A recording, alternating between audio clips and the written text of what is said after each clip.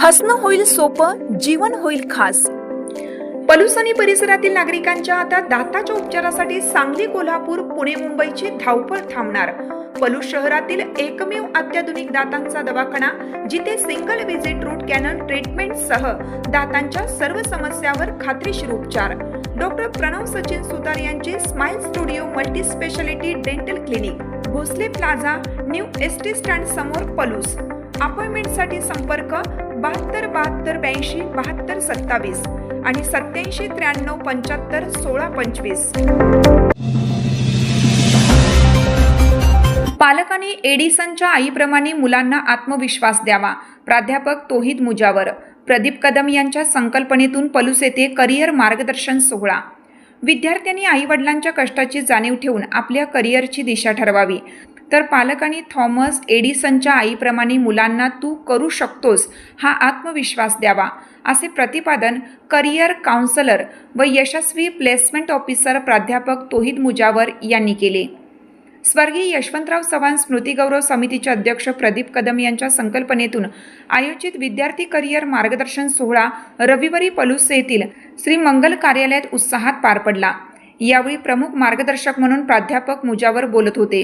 कार्यक्रमाच्या अध्यक्षस्थानी पलूस शिक्षण प्रसारक मंडळाचे सचिव धोंडीराम शिंदे हे होते। प्रमुख पाहुणे म्हणून प्राध्यापक रोहित पाटील, प्रदीप कदम, अमोल चव्हाण, सोमनाथ शिंदे, बाळासाहेब कटारे, महेश साळुंके व तानाजीराजे जाधव उपस्थित होते।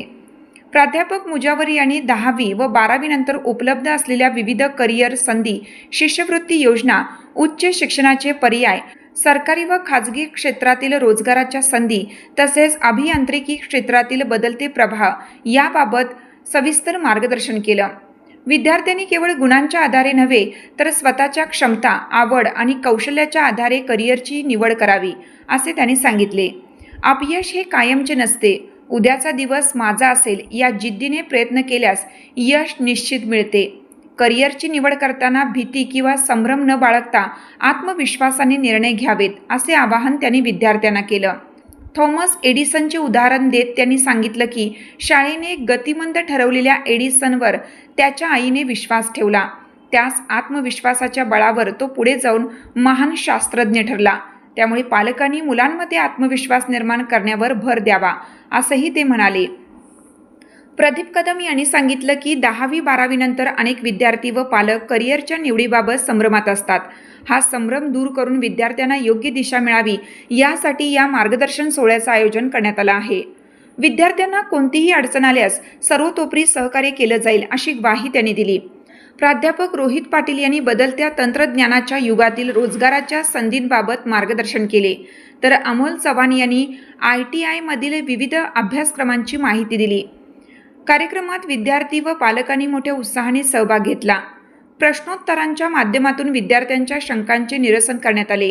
योग्य मार्गदर्शनाची संधी उपलब्ध करून दिल्याबद्दल उपस्थितांनी प्रदीप कदम यांचे विशेष कौतुक केले। कार्यक्रमाचे स्वागत संजय शिंदे यांनी केलं, प्रास्ताविक अभिजित सावंत यांनी केले, सूत्रसंचालन अंकुश राजमाने यांनी केलं, तर आभार आमिर पठाण यांनी मानले।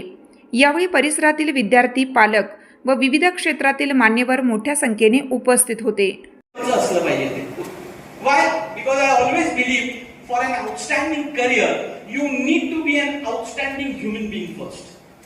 एक उत्कृष्ट करिअर साठी एक उत्कृष्ट व्यक्तिमत्व असणं गरजेचं आहे, मॅन्डेटरी आहे असं माझं मत आहे। तुम्ही कोणत्याही मग क्षेत्रात जावा, क्षेत्र तुमचं रोहितने सांगितल्यासारखं, मग तुम्ही आर्मी मध्ये जावा। आता उदाहरण